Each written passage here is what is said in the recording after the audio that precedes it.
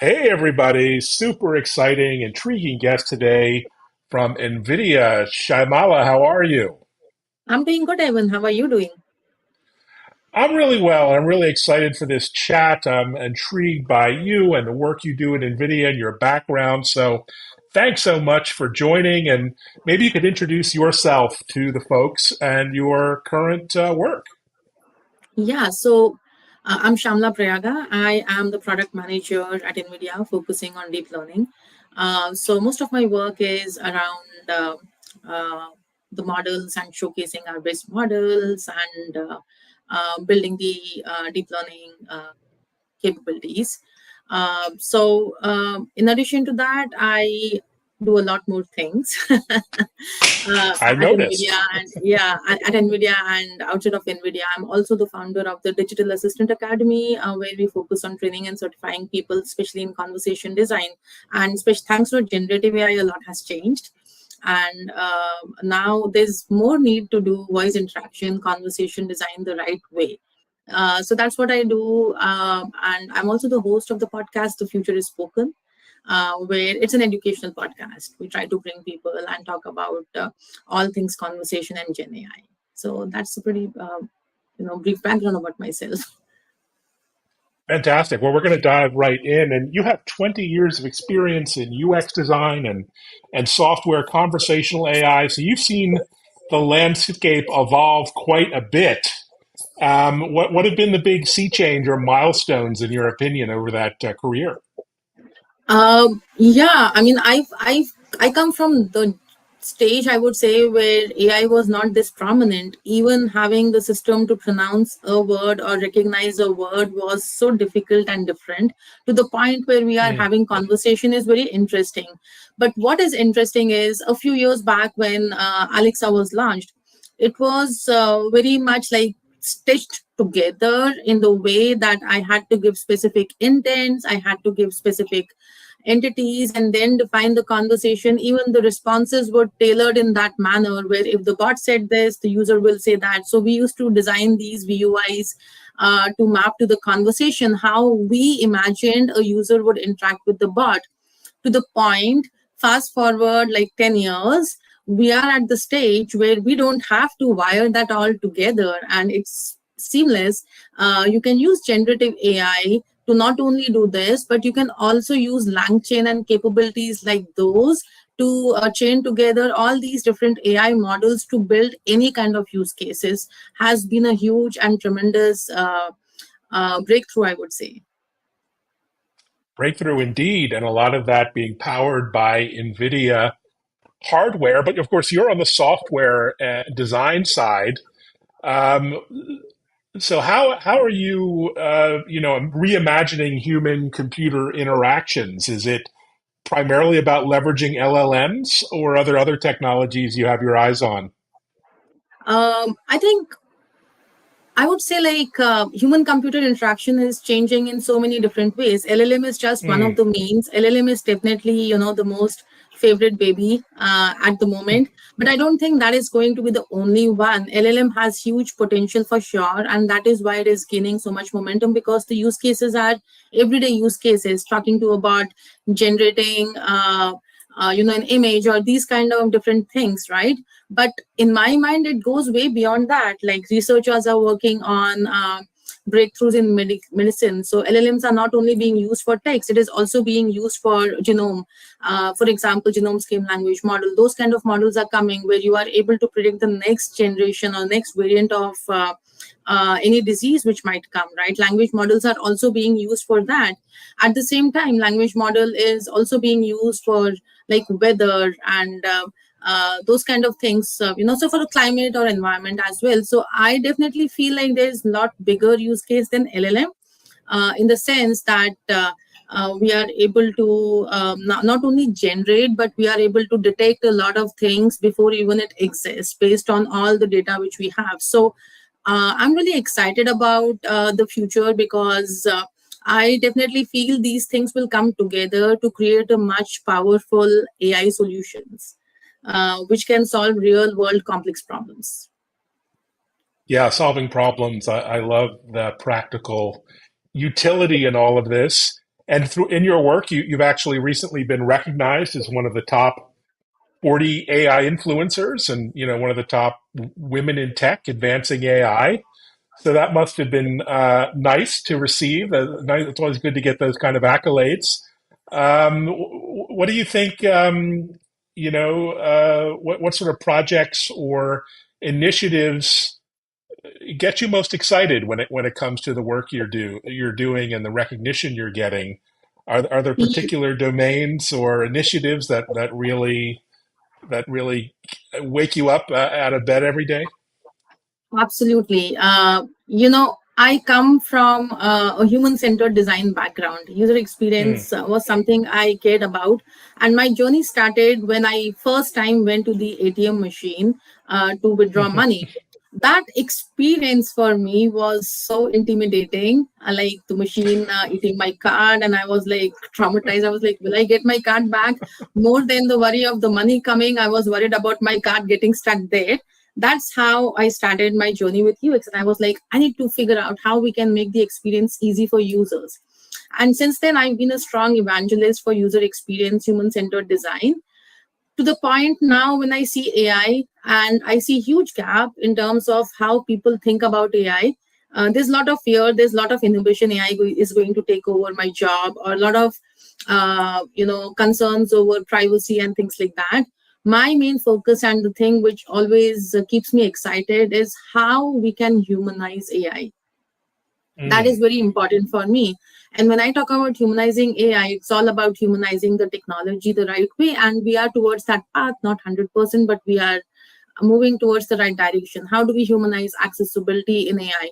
How do we humanize the design in AI? How do we humanize the privacy aspect or the ethics aspect? All the important things which build up the AI arm. And that's what keeps me excited, because those are very important topics, and people are doing work in bits and pieces in different levels. Like we have responsible AI organizations, and then we have like ethics in AI kind of organizations. Um, my work focuses more towards how we can humanize and bring together not only the technology aspect but also the process aspect to it, like how we can humanize AI all in all. So that's what keeps me excited. And, I look at different frameworks, different solutions, and how we can, start bringing these together. And also, I wrote the book, Emotionally Engaged Digital Assistant, for the very same reason, because I identified a lot of different techniques and patterns which can be used to humanize AI in general. So, yeah, that keeps me excited. that's fantastic. Yes, emotionally engaged digital assistants. You talk about humanizing tech and design principles. You also talk about privacy. Do we need, a more empathetic approach to technology, do you think? Uh, Definitely, right? It's very robotic. That's where I start. And I feel like that's what happens. It's very transactional, it's very robotic when it comes to AI and Mm, a human kind of relationship. Empathy was never part of it. Now, there's more need of empathy. Of course, you need to have guardrails, and to a certain extent, it doesn't have to get to the extremes, but to the point where AI is able to understand the humans inhibitions, fears, but also able to understand the context and what they are asking, why they are asking.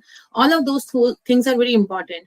If you look, the initial days of Alexa, Google, all these voice assistants was fantastic, because mm. people were exploring, and people were like, wow, these voice assistants can do all kind of things. I found my Jarvis.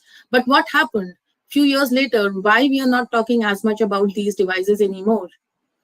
What Mm, has changed? What has changed is they are still robotic, they are still the same, but people's expectation has changed, right? People are mm, expecting more interactions and more connection and all, which is missing. And that's where I feel like, yes, there has to be empathy, but at the same time, empathy also has to be there for things like, how do we think about privacy in general? Like, I talk to a voice assistant, I talk to my family about a topic, the next moment I start seeing ads everywhere, including my devices, the voice devices, right? So what's happening is that's driving fear to people, because there's lack of transparency, there's lack of communication which is happening, right? Maybe there's a terms and conditions I signed, but I do not know what it was long time back.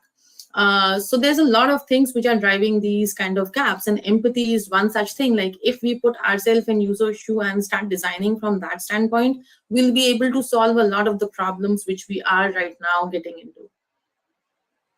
Well, that's a wonderful mission and thought there. You also wrote another book. I'm not sure how you have time to do these things, but congratulations, called Close Calls, and it's a memoir of your journey, both personally and professionally.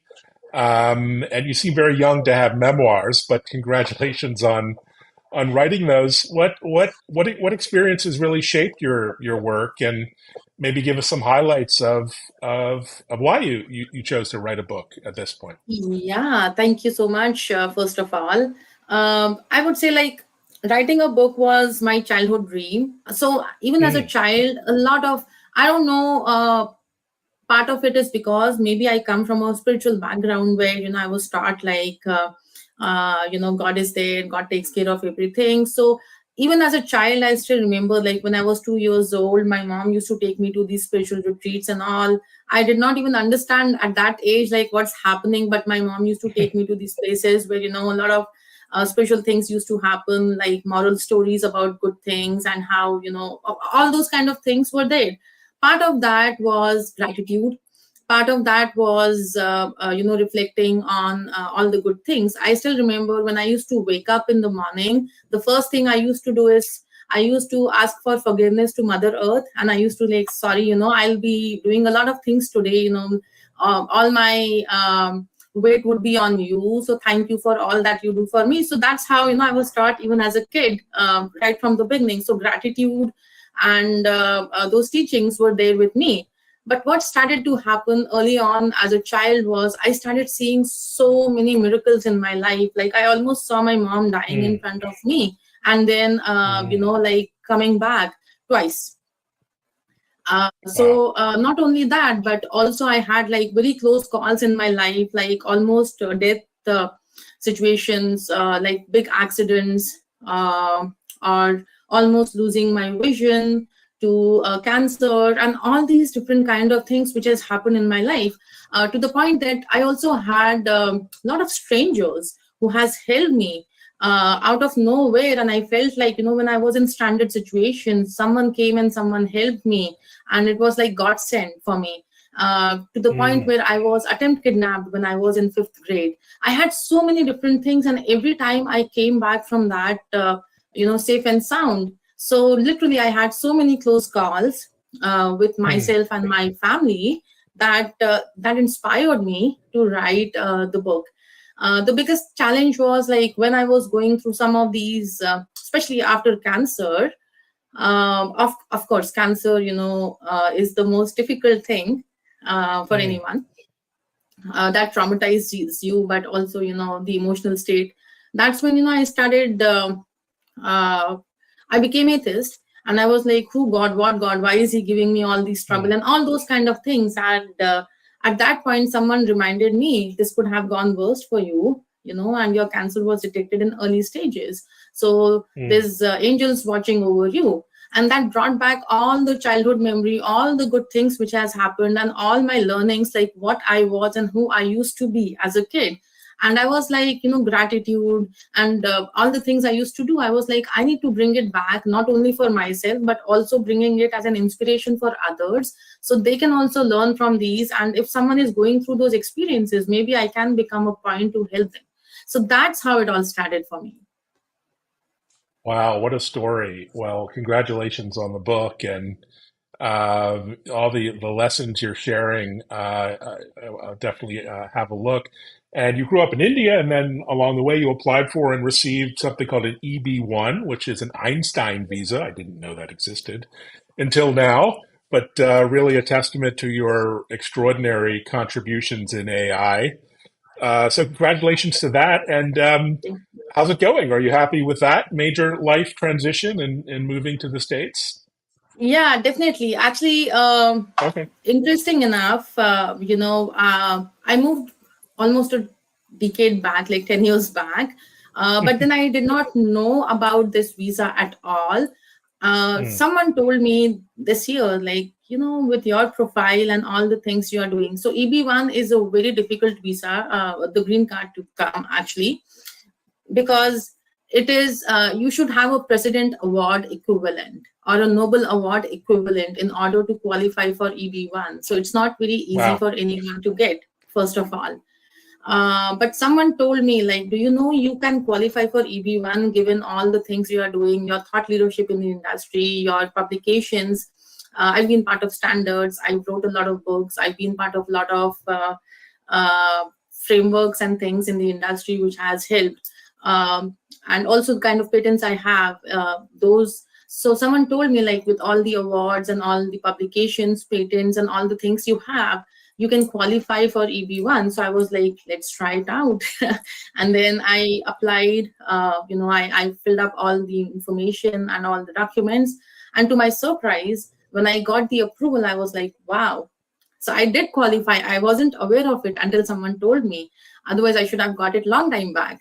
But this was interesting because in my mind, I was not doing any of these things to get green card or anything. In my mind, all the things I've been doing because I was passionate about UX, I was passionate about Mm. AI, I was passionate about writing books. So all the things I was doing was out of my passion, but turned out that all of these is equal to a Nobel Prize, which equals to like EB1, which was like a great honor to receive.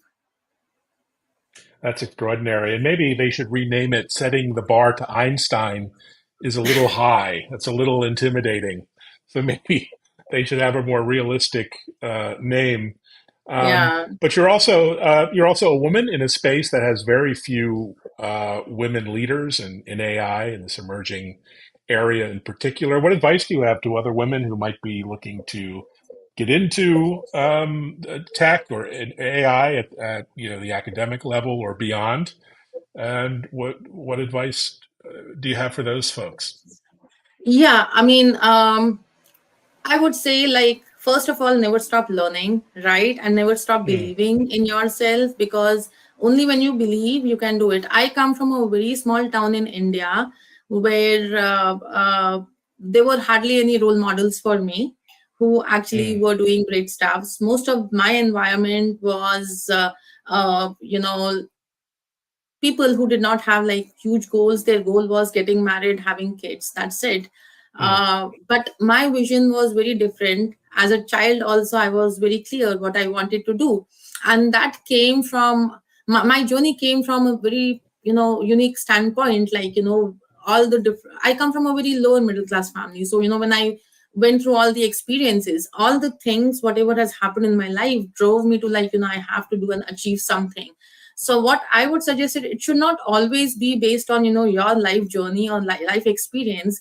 uh, Being part of something bigger, like being part of AI or being part of tech, should be something which should be default now. It should be normal for you. You should be able to do that. All you have to do is believe in yourself, do a lot of socializing, network with people, understand the different path which is available. For me, there was no path. No one told me this is how you go and get into this field. For me, it was all self exploration. Like, the ATM experience taught me, like, okay, I want to solve problem for people. How can I simplify things? And then I decided to get into UX. So there was a lot of research involved in there. Now you have so much more information available out there from like what was available 20 plus years back. Leverage that information as much as possible. Have mentors, and go to these networking events. Find out people who can help you and give you some path or direction. There's so many different paths available. You can Google and you'll find all those informations. But more than all of these things, don't let your circumstances and situations push you back, but it should push you forward. That's what I would say. Oh, I love that, and just wonderful advice for anyone. Um, so tell us, what are you excited about for the rest of this year? I can't believe it's almost November. I'm sure you are very busy with projects and customer deliverables. But what are you personally, professionally looking forward to the rest of the year? So the year is almost coming over. I'm personally, a lot of things planned with my family, vacations and stuff. I have a retreat coming up. It's a 1 week Nice. Joe Dispenza retreat. So I'll be spending my time the whole week with meditations and stuff, which is very exciting. On professional level, there are some product launches and announcements coming soon. So really excited about it. Well, NVIDIA is a company that's on top of everyone's mind, so it's great to see the people who actually power the amazing brand and the technology behind the scenes. And thanks so much for sharing just a little bit of your story and vision. It's really been fun chatting. Thank you so much. Likewise. All right, thank you, and thanks everyone. Thanks for watching. Reach out with any questions, comments. Follow Shyamala on LinkedIn, Twitter here in her bio, and thanks so much. Take care. Thank you.